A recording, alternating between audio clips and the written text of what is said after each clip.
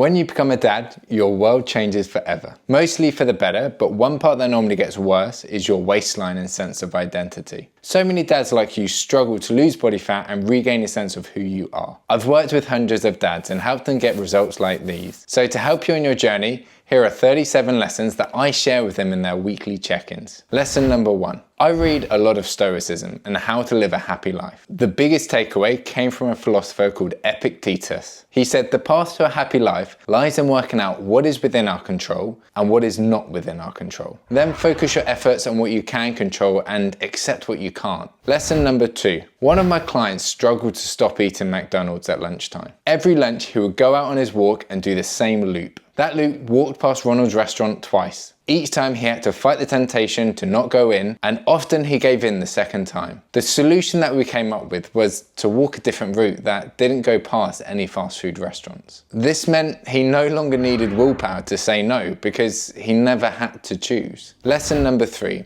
Have you ever gone on a long drive with your kids in the back of the car for no reason at all? No, neither have I. But you'll go on a 3-hour drive if it means you're seeing family and you know the journey is going to be worth it. That's your why for a car journey that won't be fun when you have kids in the back. Your health journey is the same. You need to know the reason why you're doing it. There is a technique to this, and I've got a resource that will help you find your why linked below. Lesson number 4. When you find a recipe you want to cook, you then go to the shops to buy the ingredients, and then you spend the rest of the time following the recipe until the meal is made. You know the outcome you want, a tasty meal. But you don't think about that much after you've picked the recipe. Instead, you spend most of the time following the process to get the outcome. That's what you need to do with your fitness too. Lesson number 5. You might look in the mirror and feel a weight in your stomach as you realize how much you've let yourself go. Or your annual health check came back and your cholesterol is in the red. Or maybe your kid has asked you why you've got a big belly. These are all gut-wrenching, but great motivators to get you started. You probably want to start your own health transformation because of something negative. But as you make progress and move away from that pain, complacency will start to creep in. So to stay motivated, you also need to think about the person that you want to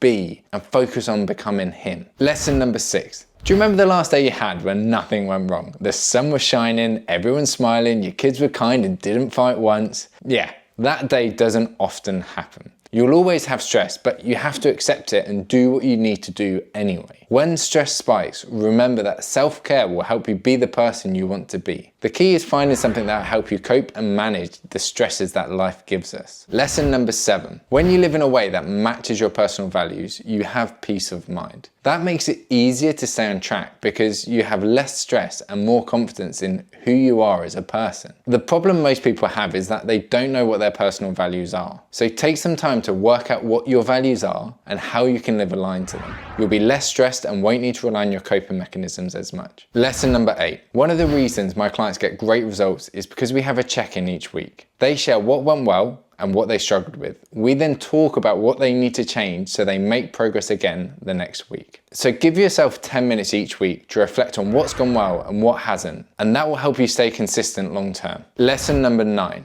Imagine if Amazon didn't track any KPIs and they winged every meeting they had. Do you think they would have grown into the company they are today? Definitely not. And they'd never do that because they would not make progress at the speed that they want to. Instead, they do track data so they know what to change when they're not on track to hit their goals. You need to do the same for your fitness. Track the inputs that are most important for your goal. A good starting point are steps, workouts, protein, and calories. Lesson number 10. Every human has an innate drive to learn and improve. Motivation drops when we aren't fulfilling this drive. You feel stuck when you stop working on yourself, and that's so easy to do when you're a dad. This is hard to do at times, but trust me, the payoff is worth it. Lesson number 11. So we know you feel stuck when you don't make progress, and one problem you will have is that your strengthening the gym and improving your running times progress really slowly. So if you don't have an eye on the data, you'll feel like you're not making progress, even if you actually are. So stay motivated by tracking your workouts so that you see improvements on paper. Lesson number 12. Do you feel guilty taking time away from your family to train? Most dads do. But the reality is you don't need to spend as much time training as you think. I've got clients who train at home before their kids wake up. They'll train for 30 minutes 3 times a week. At the start, that's all you need to. If you need a basic program, send me an email and I'll share one with you. Lesson number 13. If you just run, you're a ticking time bomb until you get injured. If you just strength train, you'll get out of breath walking up the stairs. The not so secret to great fitness is doing both. Strength and cardio. Lesson number 14. After a long day at work, you walk through the door and you're full of energy, right? Of course not. You're knackered, and that's normal after a day of meetings and sitting at your desk. The chance of you working out after you finish putting the kids to bed is slim. For most dads, you're more likely to train if you plan your session for the morning or on your lunch break. But if training in the evening is your only option, then when you get home, change into your workout clothes so there's one less barrier to getting out of the door. Lesson number 15. Some weeks the workout gods aren't in your corner, and no matter what, you won't be able to get a workout in. If your kid is ill, you're ill, or your partner's traveling, then working out might have to take a back seat. Weeks like this happen, and when they do, you need to accept this and focus on what you can control. You can still eat nutritious foods, get some steps in, and prioritize sleep. Lesson number 16. What if I told you that there is one habit that will help your mental health and increase the chances of you losing fat? Well, good news, there is. And that's walking. This is one of the best habits you can have to improve your life. Lesson number 17. Most dads fail because they get stressed and then eat or drink to escape their feelings. Find another way to cope with your emotions. Good options include journaling, walking, exercising, or talking to a friend. Lesson number 18. Imagine someone offered you 2 pills. The red one makes you feel like crap and saps your energy. The blue one makes you feel great and gives you as much energy as the Duracell bunny. Which one are you taking? The blue one? Well, that's the difference between having a diet filled with ultra-processed foods compared to one with whole, minimally processed foods. Lesson number 19. Whenever a client tells me their hunger is off the charts, it's normally because of one of 4 reasons. The most common one is not drinking enough water. The other ones are poor sleep, low protein, or low fiber. But lesson 19 is to drink plenty of water or you'll mistake thirst for hunger. Lesson 20. When I was younger, I would freely pour my morning bowl of granola. After a month, I'd gained a few kilos of unwanted body fat and I decided to start tracking my food. The first day I put my bowl on the weighing scales, poured the granola into the bowl and weighed a 40-gram portion. To my horror, the portion was a third of the size of my previous free pour. The reality is we are terrible at eyeballing what a true portion is. If you want the best results, you need to track your food properly so you know exactly how many calories you're eating. Lesson number 21. If you want a cheat code for more energy and less cravings throughout the day,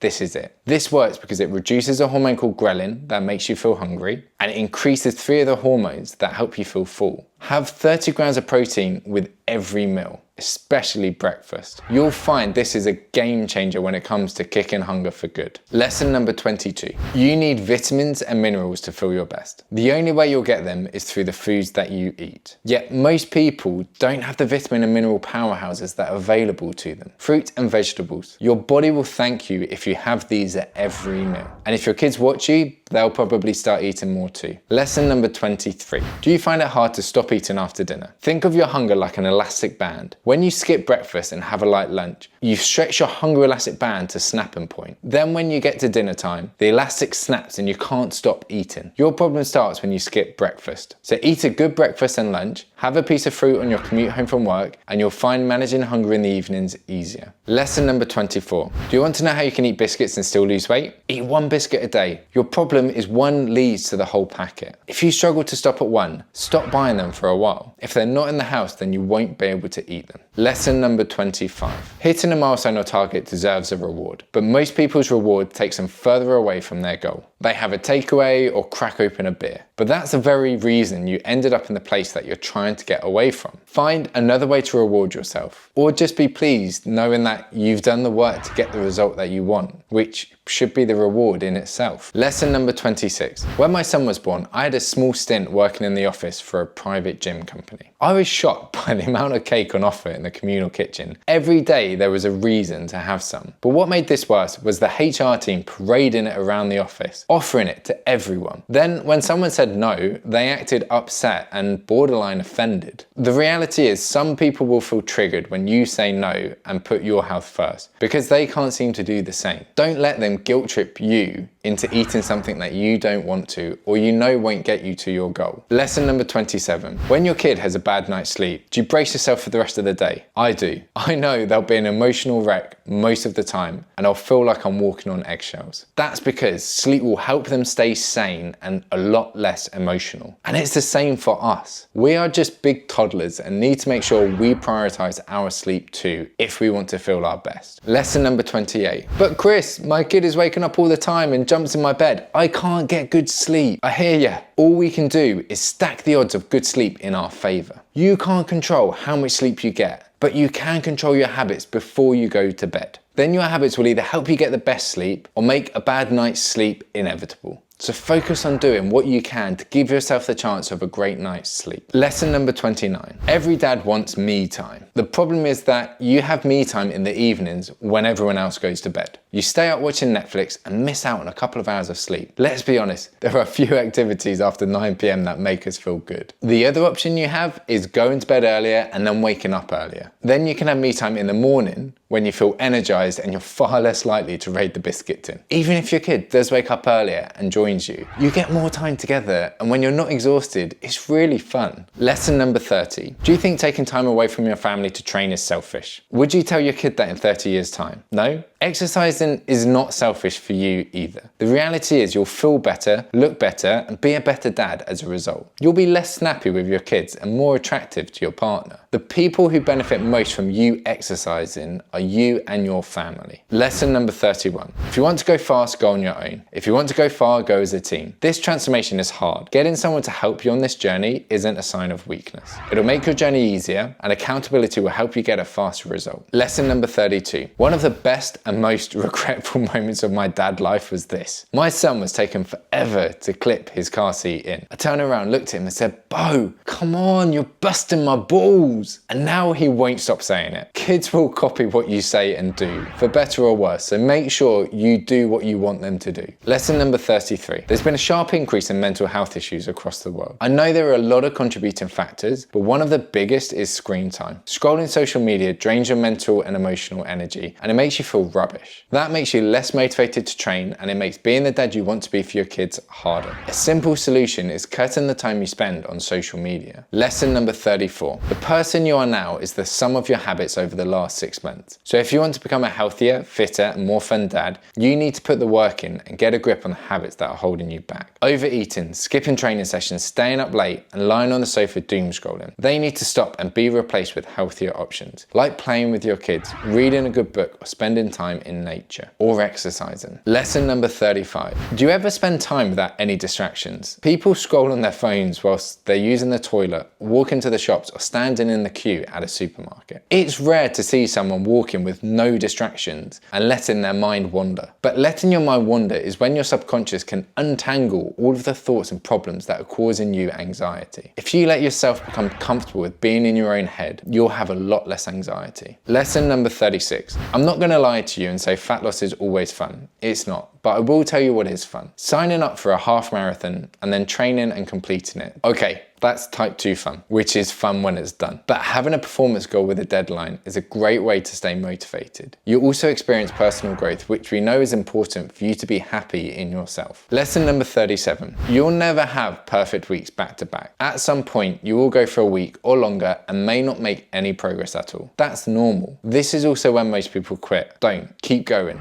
You might need to have a week of maintenance before buckling up and going again. These are 37 lessons that I often share with my clients in their check-ins. This might be overwhelming, and that's because it's a lot of information. But if you want to lose 6 to 8 kilos in the next couple of months, then watch this video here. It'll give you all the information you need to get started straight away.